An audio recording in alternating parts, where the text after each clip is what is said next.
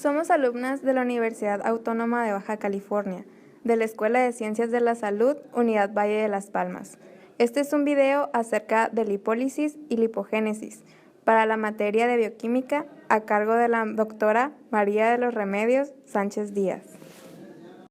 Comenzaremos con lipólisis. La lipólisis es el proceso mediante el cual los triacilglicéridos se transforman en diacilglicéridos, luego en monoacilglicéridos y finalmente en 3 moléculas de ácidos grasos libres y una molécula de glicerol. Este proceso está mediado por una hormona muy sensible a los cambios hormonales y de ahí deriva su nombre, que es lipasa sensible a hormonas o LSH, también llamada enzima triglicérido lipasa sensible a hormonas. Las hormonas que ejercen efectos sobre esta enzima, como ya hemos mencionado, son la insulina y las catecolaminas. Este proceso es bastante conocido y tiene un cierto grado de complejidad, ya que dependiendo de a qué tipo de receptor se une la hormona, la respuesta será una u otra. Los receptores, llamados receptores adrenérgicos, están asociados a proteínas G estimuladoras o inhibidoras, dependiendo del receptor.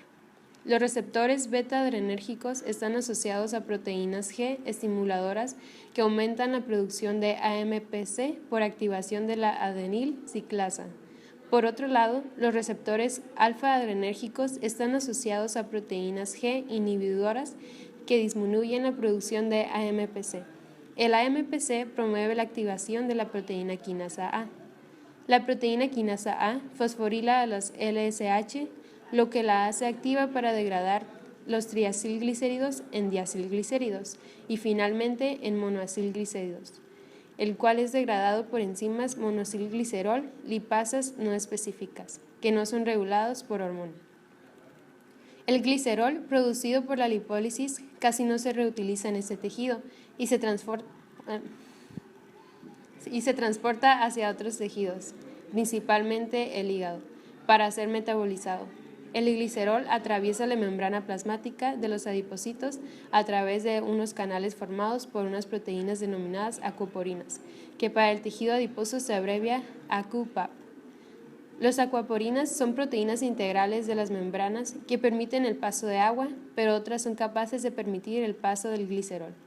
El otro producto de la lipólisis, los ácidos grasos libres, no puede atravesar la membrana debido a sus largas cadenas carbonadas y su transporte es mediado por proteínas, proceso que no se conoce con detalle. Luego de abandonar los adipocitos, los ácidos grasos libres se unen a diversas proteínas transportadoras. Entre ellas, la más importante es la albúmina, y son transportados en la sangre hacia los tejidos. La lipasa sensible a hormonas, o LSH, es la principal enzima en la lipólisis. La LSH se encuentra en diferentes tejidos, principalmente en el tejido adiposo blanco, en las glándulas adrenales, ovarios, islotes pancreáticos, tejido adiposo pardo y músculo cardíaco y esquelético. La LSH también cumple funciones en tejidos esteroidogénicos, hidrolizando ésteres de colesterol. Continuaremos con los factores de regulación de la lipólisis. La acumulación de grasas está determinada por el balance entre la síntesis de lípidos, lipogénesis, y su degradación, lipólisis, que es la oxidación de ácidos grasos.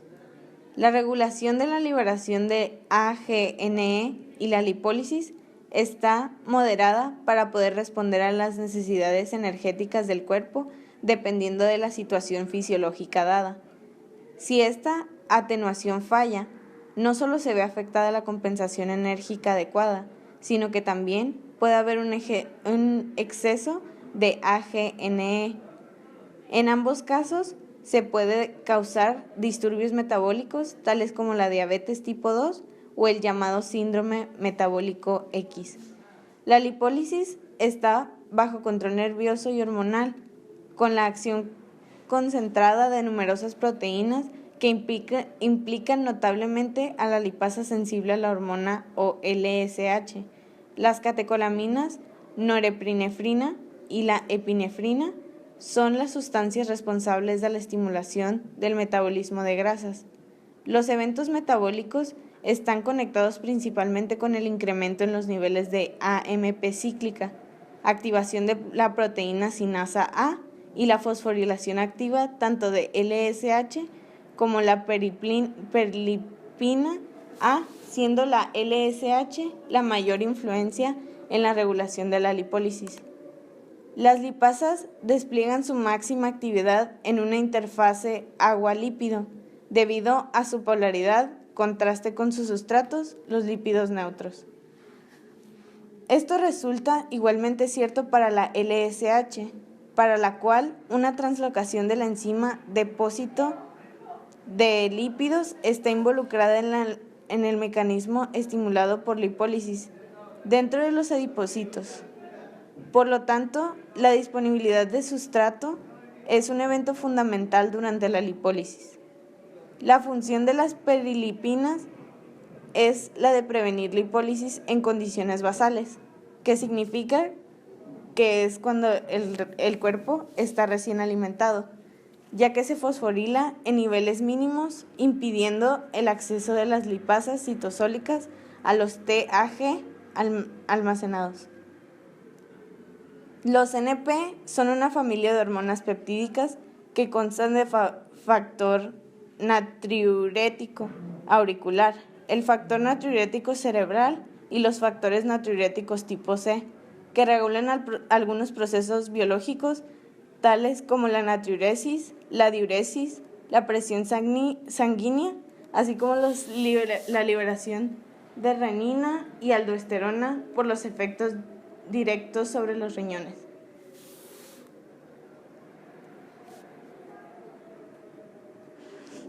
Recientemente se ha demostrado que además de los efectos renales, adrenales y vasculares, los NP también afectan el metabolismo de adipocitos. La actividad lipolítica de los NP es mediada por sus receptores específicos con la actividad guanil ciclasa GC, localizada en la membrana plasmática de los adipocitos. El GMP cíclico, producido después de la activación de los receptores acoplados de GC, tiene múltiples efectos dentro de la célula, que incluye la familia de las proteínas sinasa G, las fosfodiestrasas dependientes de GMP cíclico, los canales bloqueados de GMP cíclico y, en algunos casos, la proteína sinasa A dependiente de AMP cíclico. El GMP cíclico activa a la PKG,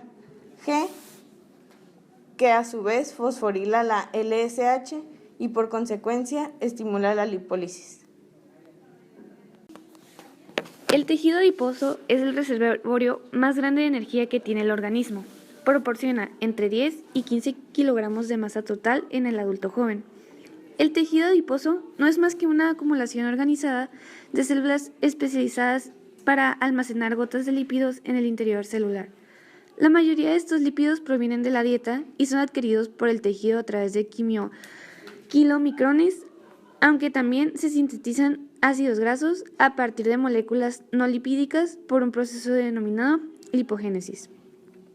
En el estado de ayuno, con la finalidad de satisfacer los niveles energéticos de los órganos esenciales, los lípidos de los adipocitos, compuestos básicamente por triglicéridos, se degradan a ácidos grasos libres que transportan la sangre hacia otros tejidos unidos a la proteína llamada albúmina. Este constante almacenamiento y degradación de los lípidos en el tejido adiposo está altamente regulado por hormonas como la insulina y las catecolaminas, por el estado nutricional de un individuo y también por la actividad física del mismo durante el día. El origen de los ácidos grasos. Lipogénesis. Como ya hemos mencionado, la lipogénesis es la síntesis de ácidos grasos a partir de compuestos no lipídicos. El sustrato más importante en este proceso es el piruvato, obteniendo de vía glicolítica. La lipogénesis se lleva a cabo en dos tejidos, en el hígado y en el tejido adiposo. Este proceso no se conoce bien del todo, aunque su estudio ha ofrecido mejores resultados en el tejido hepático. Se ha comprobado que en el hígado la cantidad de lípidos obtenida mediante el proceso es significativamente más baja que la adquirida con los lípidos en la dieta. Sin embargo, se ha podido observar que en individuos que mantienen una dieta sobre altas cantidades de carbohidratos de este proceso se ve aumentado, al igual que se asocia a condiciones patológicas como las personas obesas o pacientes con diabetes tipo 2 que presentan hipertrigliceridemia. Se ha determinado que en el tejido adiposo las principales enzimas que intervienen en el proceso son la sintasa de ácidos grasos y la acetilcoenzima carboxilasa. El mismo está regulado por diferentes factores, tanto como hormonales y nutricionales. Se sabe a ciencia cierta que los roedores, la lipogénesis hepática está estimulada bajo la acción de la hormona insulina en la presencia de altas cantidades de glucosa, a la vez que inhibe bajo los efectos del glucagón y en presencia de ácidos grasos polisaturados. Obtención vía sanguínea de ácidos grasos. Una pequeña parte de los lípidos que se encuentran en el tejido adiposo proviene de la lipogénesis. El resto es obtenido a través de la sangre, ya sea de los ácidos grasos libres que se encuentran unidos a la albúmina, o de los ácidos grasos esterificados que son transportados por las lipoproteínas, específicamente los kilomicrones y las VLDL.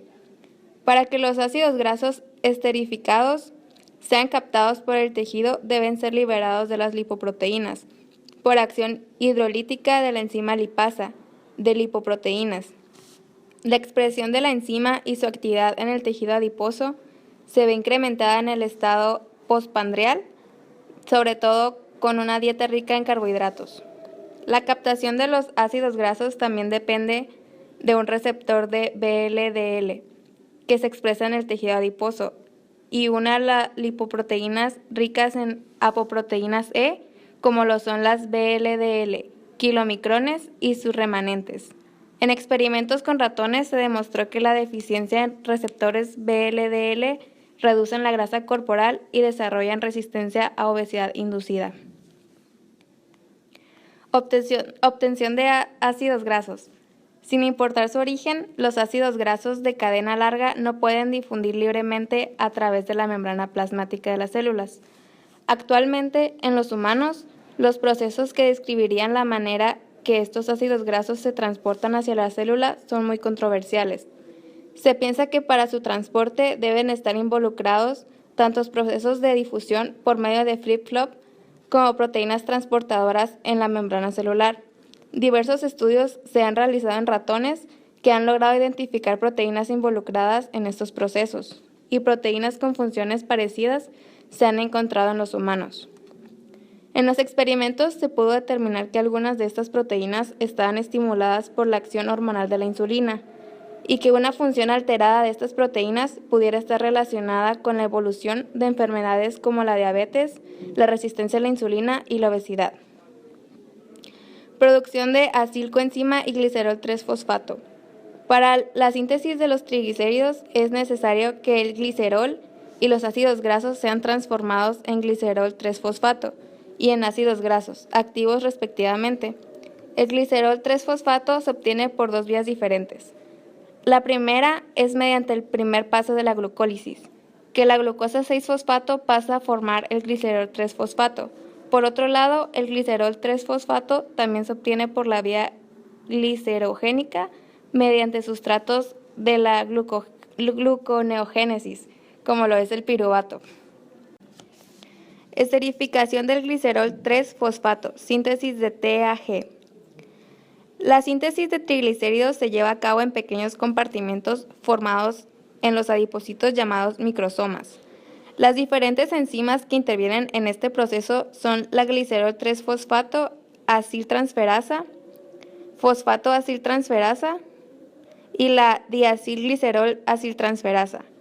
En el tejido adiposo humano se pueden encontrar diferentes isoenzimas. Los intermediarios de la síntesis de TAG, tal como ácido lisofosfatídico, ácido fosfatídico y diaglicerol, desempeñan otras funciones en la célula, como la señalización celular. Esto quiere decir que una alteración en este proceso no solo afectará el almacenamiento de TAG, sino que podría perjudicar otros procesos bioquímicos de la célula. Lipólisis. La lipólisis es el proceso mediante el cual los TAG se transforman en DAG, luego en MAG y finalmente en 3 moléculas de ácidos grasos libres y una molécula de glicerol. Este proceso está mediado por una hormona muy sensible a los cambios hormonales y de ahí deriva su nombre, que es lipasa sensible a hormonas, LSH. Las hormonas que ejercen efecto sobre esta enzima, como ya hemos mencionado, son la insulina y las catecolaminas.